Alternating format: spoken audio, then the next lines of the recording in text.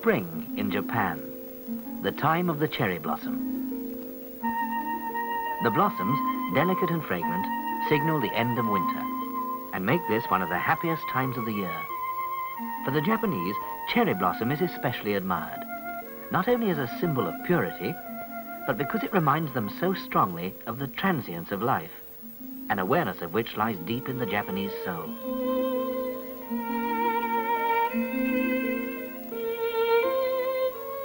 To make the most of life's passing moments, to open the mind to the beauty of nature in all its aspects, these are the principles that have molded the Japanese spirit through the centuries.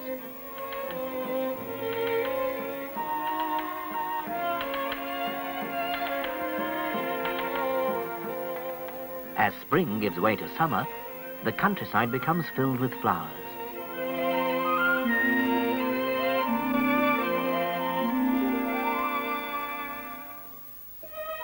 Not all are for decoration. Here, in the northeast of Honshu, Japan's main island, grows the safflower, or bastard saffron. When the flowers are carefully dried and crushed, they'll yield a rich crimson dye. Used of old as rouge by the geishas in Kyoto, its main purpose there now is for coloring cloth. Almost all the pigments used on traditional Japanese fabrics like these are vegetable dyes. Reds, yellows, indigo, and many others, drawn from the flowers that grow in such profusion on Japan's hills and fields.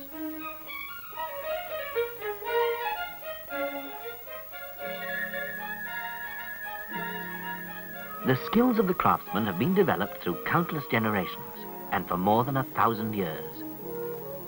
Spring flowers, delicate and easily scattered by the lightest breeze. Autumn foliage, rich in color and texture.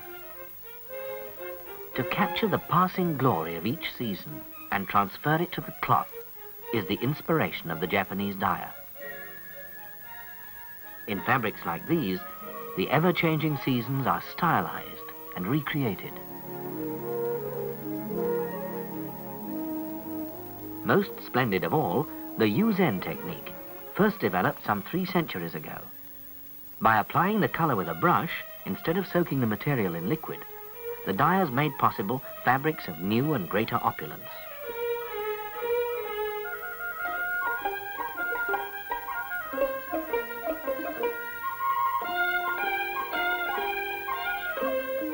And with the addition of gold leaf, Yuzen becomes one of the richest fabrics in the world.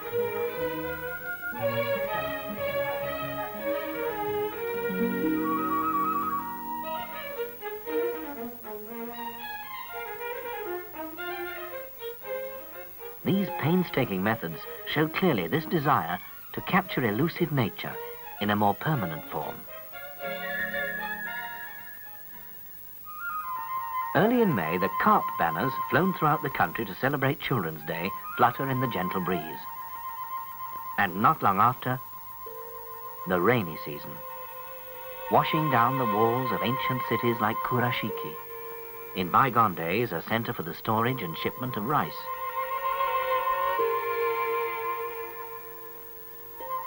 In the forests, too, the bamboo groves drink and flourish. Graceful and pliant, yet with a simple vitality, the bamboo has always been specially esteemed by the Japanese and has long been an indispensable part of everyday life. Beneath a delicate exterior, bamboo hides a surprising toughness and resilience, a contrast which increases its appeal to the Japanese mind. The craftsmen of Japan have always known how to bring beauty to humble and commonplace objects, and whatever their medium, they have a deep awareness of the nature of their material. Beneath any Western influences they may absorb, and below any Buddhist or Chinese layers in their mind, lies the instinctive Shinto sense of communion with nature.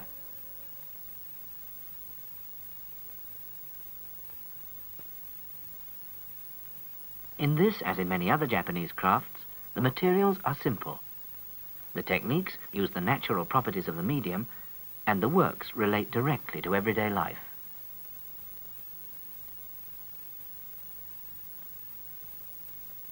For Shonsai Shono, one of Japan's greatest living masters, Bamboo is a living thing, and the task of the artist is to create new life from it without destroying its nature.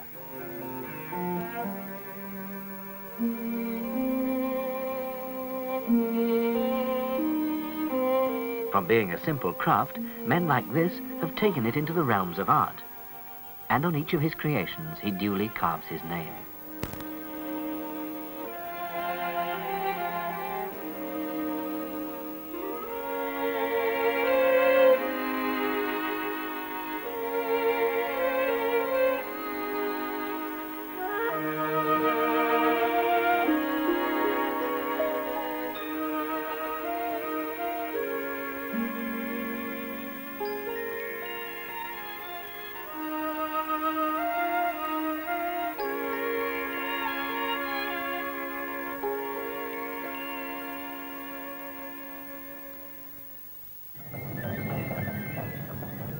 Now it's the middle of summer, and in northeastern Honshu, time for the Lantern Pole Festival.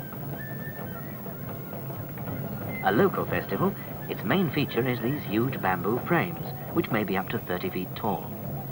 Carrying 40 or 50 lanterns, they weigh up to 80 pounds.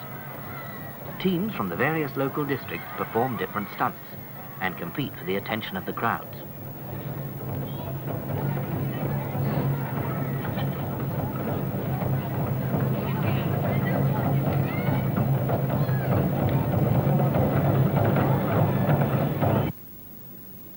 As the summer reaches its peak, the cities swelter in the heat.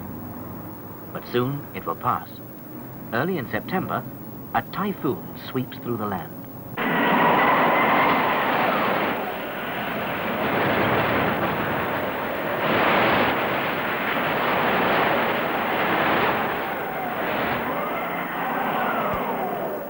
A forceful reminder of the frailty of man and all his works. And in the wake of the typhoons comes a more peaceful autumn. At the Nembutsuji Temple in Kyoto, the service of the 1,000 lights honors those who died in ancient civil strife.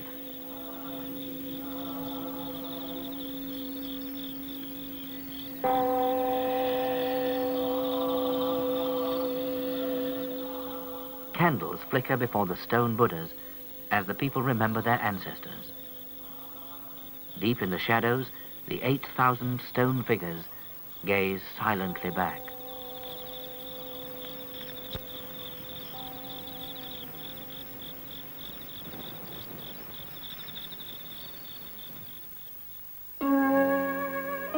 As autumn in its turn blazes into full glory, the brilliant colors of the maple dominate the landscape. And yet again, this brilliance, this brief flash of nature, must be captured.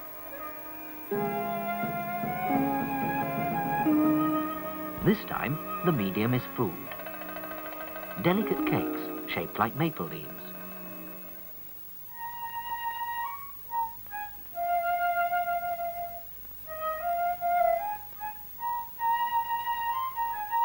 Others are like leaves from the ginkgo tree.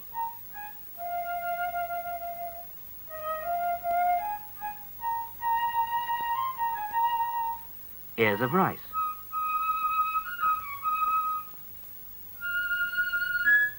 Ginkgo nuts.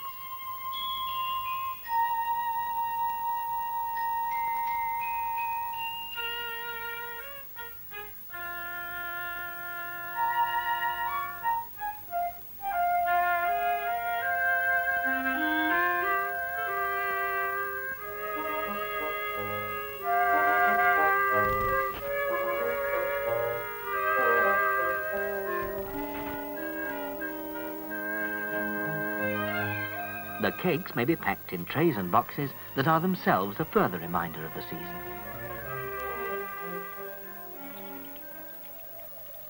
In Japanese cooking, the ties with the seasons are still closer. All the ingredients must be in season, and they're prepared simply, yet in a way that delicately enriches their flavor.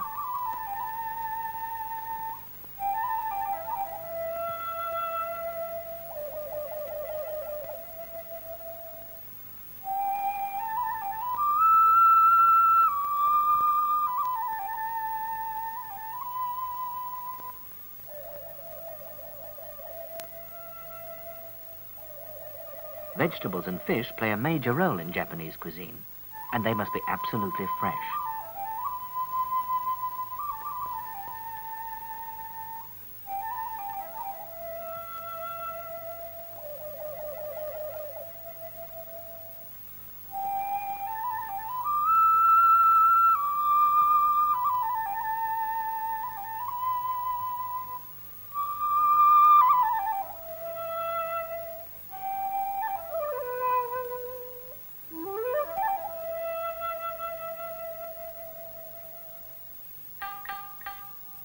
Equally important is the atmosphere of the restaurant and the way the food is presented. The Japanese chef is concerned as much with the appearance of the food as with its taste.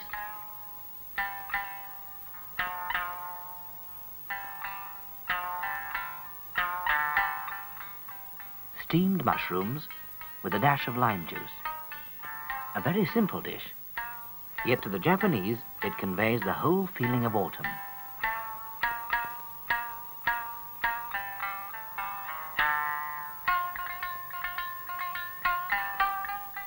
Even the well-known tempura, fried fish and vegetables, should be cooked lightly to avoid spoiling the flavor of the fresh ingredients. The traditional Japanese meal should please the mind as well as satisfy the body.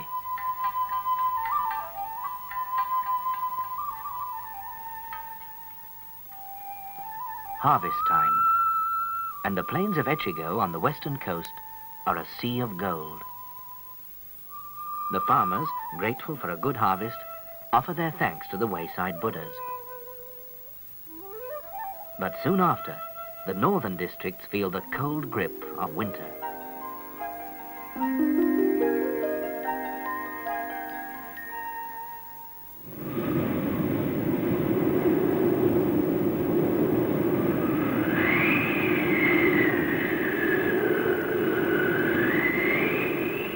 On the west coast, jutting out into the Sea of Japan, lies the wild and picturesque Noto Peninsula.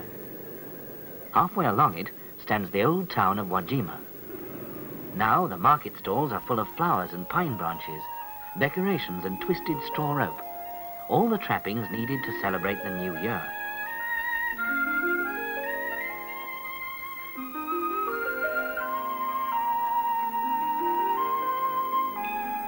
For the Japanese, this is a time of great importance. New Year symbolizes a renewal of life, and every care must be taken to ensure that it starts properly. The most important item is the sacred rice straw rope, which is draped over doors and all round the house to sanctify the home. Its origins lie deep in Japanese mythology.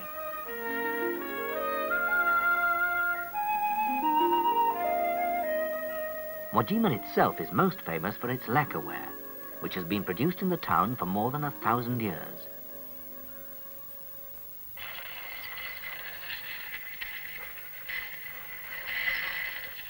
The wood, usually pine, comes from the nearby forest and is often worked to an almost paper thinness. The lacquer is a natural varnish procured from the sap of the lacquer tree. Each coat, after being allowed to harden, is ground smooth with a whetstone. Over and over again, the craftsmen patiently repeat the same processes, coating, drying, and polishing. Each piece may have 20 or 30 coats of lacquer before it's ready for the final decoration. And this preliminary work takes about 3 weeks. The final surface will be impermeable, resistant to heat and acids, and easy to clean.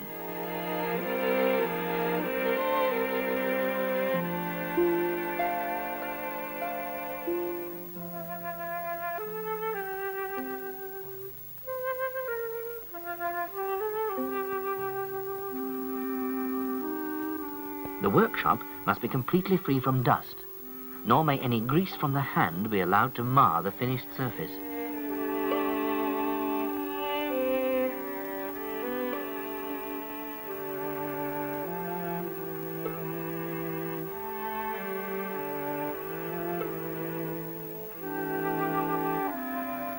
The lacquer attains its maximum hardness in the presence of moisture, so drying takes place in a large compartment which provides a moist and tempered atmosphere.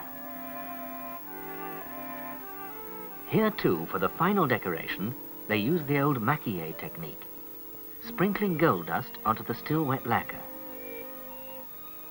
This method began very early, but its main artistic development occurred about the end of the 7th century. For a long time, it remained the supreme decorative technique, allowing delicate and graceful presentation.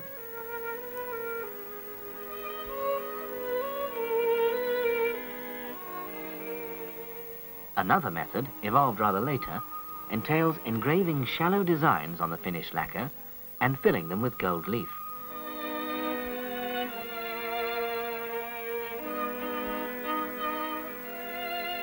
This technique reached its peak in the latter part of the 17th century, and then, as now, the artists of Wajima were unsurpassed.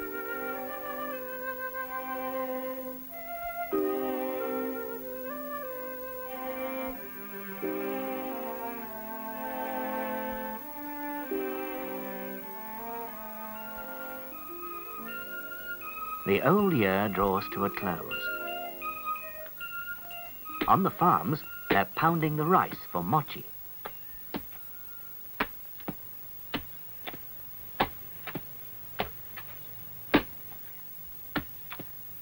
These are round rice cakes that will be set out as offerings at the new year.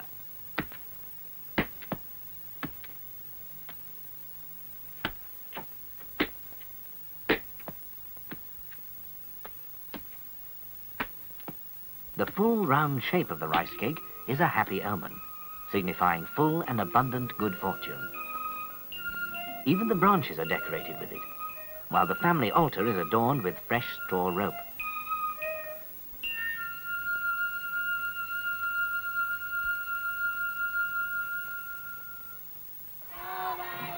Shrines and temples all over the country are crowded as the people come to worship and rejoice.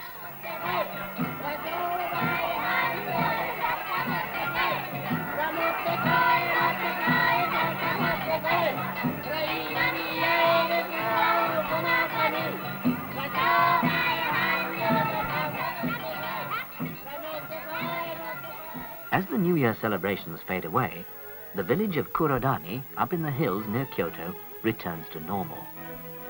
Here, this means the laborious task of producing handmade paper. The raw material is the bark of the paper mulberry, a tree that grows deep in the hills.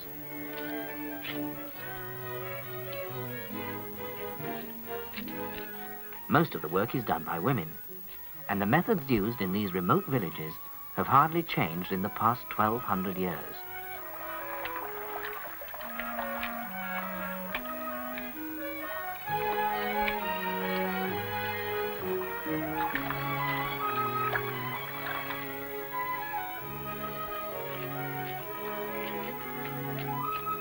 The job is long and tedious, but each stage must be done by hand.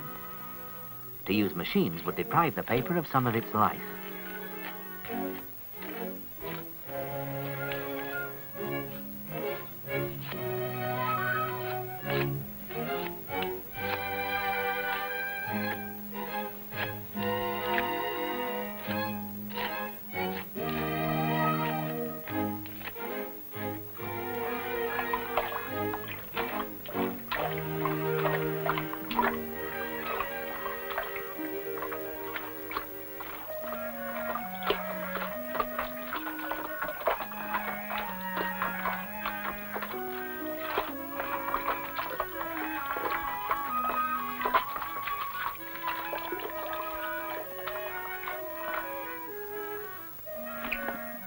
This process, in which the fibers are floated on water, can produce papers of all grades, from the very thin to thick, stiff paper of extraordinary strength.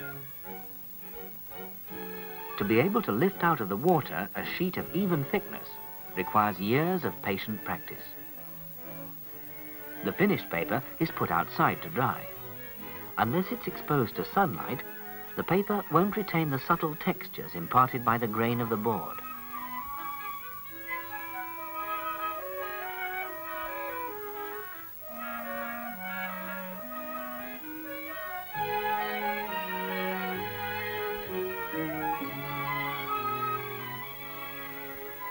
In use, The paper seems to continually absorb the light from all around, which gives it a unique and restful quality.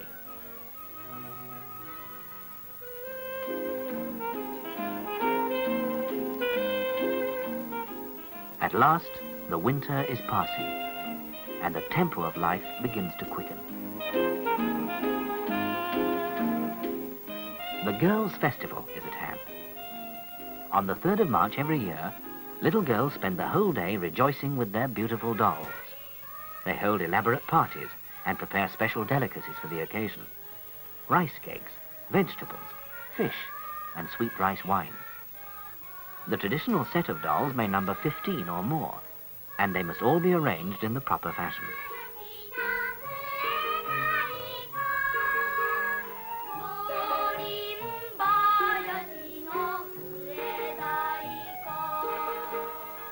When the festival is over, paper dolls may be made, and together with small rice cakes and peach blossom, they're placed on straw floats. Now they're set adrift on the river, with a prayer for their owner's happiness. The peach blossoms are a symbol of the gentleness and grace that are the feminine ideal in Japan. As the dolls drift slowly away down the river, the young girls look forward to the beauty of spring.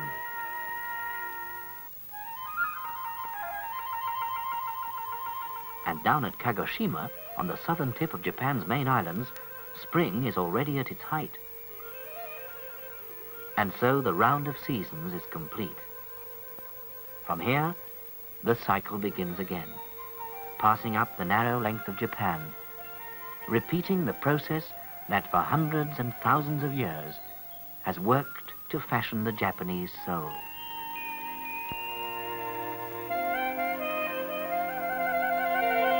Mm-hmm.